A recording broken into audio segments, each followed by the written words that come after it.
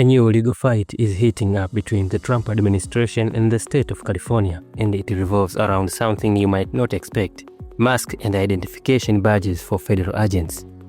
The Trump administration has filed a lawsuit against California over two new state laws that restrict how federal officers can operate on the ground. One law bans most federal agents, including immigration officers, from wearing face covering like ski masks or neck gaiters while conducting official business. The other requires officers to show clear identification and display their agents and their badge numbers while on duty.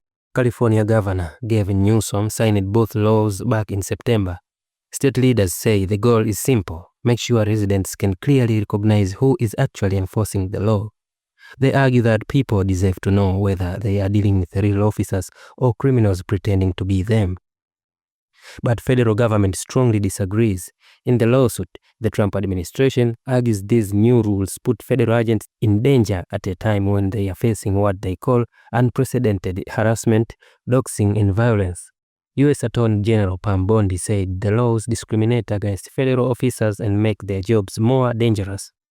The lawsuit points to several recent cases where ICE agents were followed home, harassed, and even had their personal information posted online. Federal officials say masks help protect the identities of agents who are often targeted, and they argue that California has no authority to tell the federal government how to conduct its operations. They claim the new laws violate the Constitution's Supremacy Clause, which prevents states from regulating the federal government. California, on the other hand, says the concern is public safety.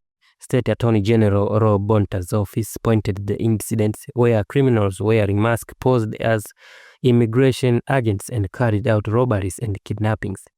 The FBI even issued a memo in October, warning that a lack of clear identification makes it harder for the public to tell the difference between real officers and criminals.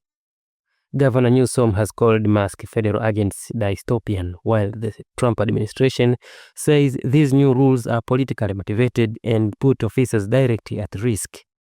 California says it is reviewing the lawsuit, but the standoff is already shaping up to be another major clash over state authority, federal power, and how law enforcement should operate in communities. This story is still developing, and we will continue to follow it close. For now, you're watching Morning America. Don't forget to like and subscribe.